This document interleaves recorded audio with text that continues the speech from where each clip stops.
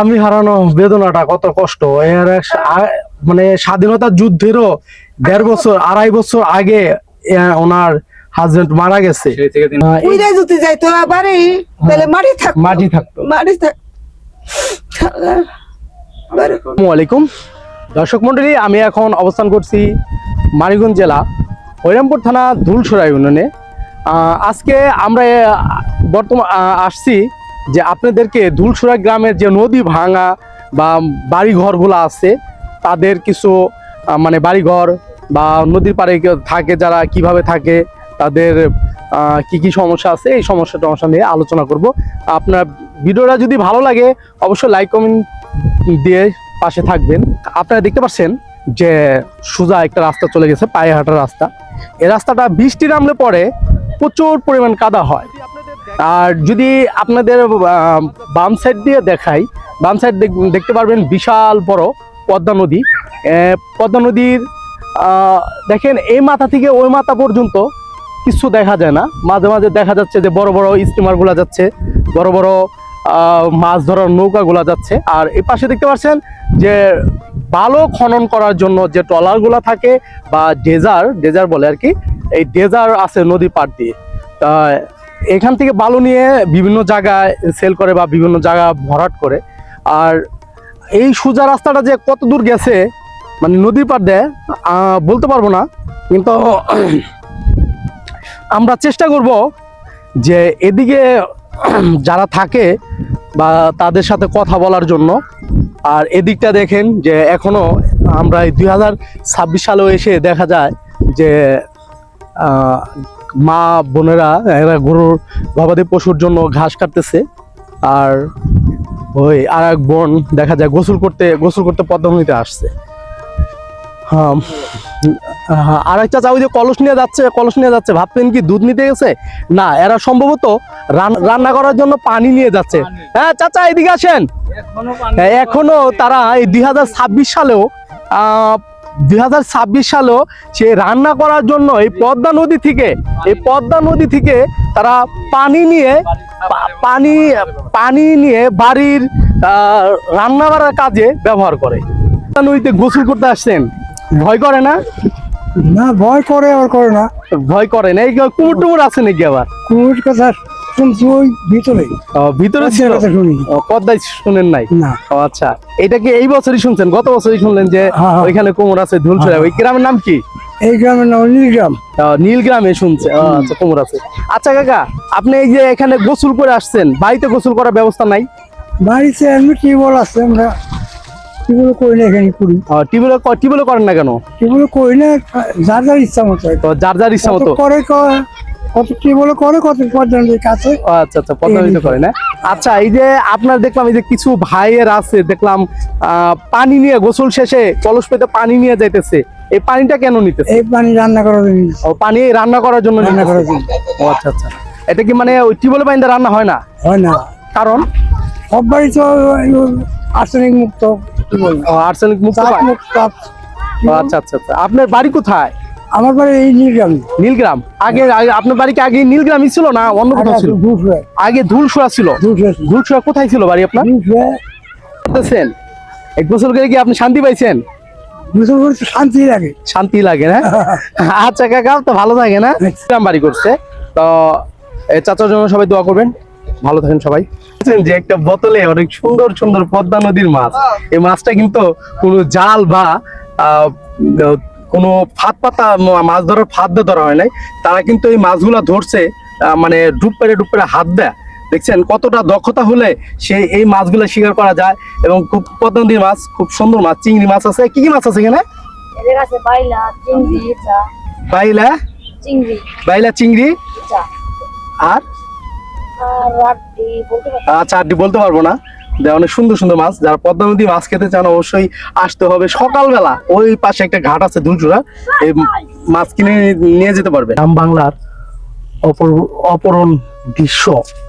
ঠিক আছে, আমরা চলে আসছি আরেকটা বাড়িতে। আমরা দেখি এখানে বাড়ির লোকজন আছে কিনা, তাদের সাথে একটু কথা বলবো। হ্যাঁ তাদের সাথে একটু কথা বলবো, দেখি আছে কিনা বাড়ি ঘরে। এই যে দেখেন এটা সম্ভবত রান্নাঘর। হ্যাঁ এখনো পাটখড়ির পাটখড়ি শুলার যে যে নামাজ পড়তেছে মনে হয়, ঠিক আছে, দিকে যাই। দেখেন গ্রামে আরেকটা দৃশ্য দেখা যায়, যেখানে সেখানে আমের দিনে আম পড়ে থাকে, খাওয়ার মানুষ নাই। দেখতে পাচ্ছেন যে এইটা হলো সেই, দেখেন মাটির চুলায় রান্না করে, আর এই রান্নাটা কিন্তু লাকড়ি দিয়ে করে। আর একটা এই গ্রাম বাংলার আরেকটা দৃশ্য হলো, দেখেন মাটির যে হাড়ি, যাই হোক খোলা বা ঢাকনা যেটা হোক, মানে এরা কিন্তু এই মাটির পাত্রগুলা ব্যবহার করে। ওই যে ওইটা কি বলে হাতানি, ওই যে মাটির কলস এবং বটি। দেখেন আমাদের মতো মেলামাইন বা স্টিল জাতীয় কোনো থালা বাসন কিন্তু এরা এখনো ব্যবহার করে না, বা তারা এখনো সুযোগ পায় না সেই সমস্ত জিনিস ব্যবহার করার জন্য। দর্শক, আমাদের মতন সে স্টিল পণ্য বা সিরামিক্স পণ্য এরা কিন্তু এখনো সেই ধরনের কোনো কিছু ব্যবহার করার সে সুবিধা পায় না, সুবিধা সেই দিক থেকে কিন্তু এখনো বঞ্চিত। আর গ্রাম বাংলার যে এই মাটি চুলা রান্নার যে স্বাদ ভাই, অনেক সেটা না বললেই না, আমার জল এসে পড়ে। আর দেখেন এইটা কিন্তু মানে ঘর, এরা থাকার ঘর সম্ভবত, এইটাও দেখেন এইটা হলো, এই যে এই পাশে দেখতে পাচ্ছেন যে টয়লেট গোসলখানা, যদি পাকা হইলো কিন্তু আপনার অব্যবহৃত করতেছে। এই সেটে দেখেন, এই সেটে কিন্তু এটা কিন্তু ওয়াশরুম, ঠিক আছে। দেখেন কতটা ভাসমান, এই যুগে 2026 সালেও এসে এখনো মানে মানুষজনের ওয়াশরুম বা যাই বলেন অনিরাপদ, ঠিক আছে। আর এটা এটা হলো গ্রামে, মানে এটা হলো বাড়ির পিছন সাইড। আমরা যেমন সিঁড়ি ব্যবহার করি, আমরা কোনো কাজের জন্য সিঁড়ি ব্যবহার করা হয়, আর কিন্তু এখন কিন্তু এরা এই বাঁশের মই দিয়ে ঘরের মানে বিভিন্ন কাজকর্ম করে। হ্যাঁ, অথচ এইগুলা কিন্তু টেকসই না, যে কোনো সময় দুর্ঘটনা একটা ঘটতে পারে। দেখি আমরা চেষ্টা করব যে এই বাড়ির মানুষজনের সাথে একটু কথা বলার জন্য। সম্ভবত ওনাকে দেখছি নামাজ পড়তেছে, নামাজটা পড়ুক তারপর কথা বলবো।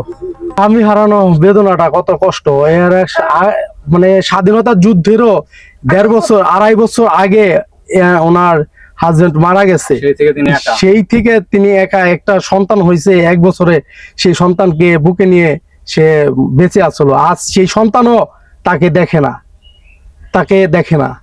তো এর চেয়ে আর কষ্ট কতটা, এখন শেষ বয়সে আইসা সে মানুষের দাঁড়ে দাঁড়ে সে ঘুরতেছে, আর নিজের একটা বাড়িও নাই। সে একটা মেম্বারের বাড়ি সে আছে, ভাড়া না, একটা মেম্বারের বাড়িতে সে থাকে, মানে নদীতে তার বাড়ি ঘর ভেঙে গেছে।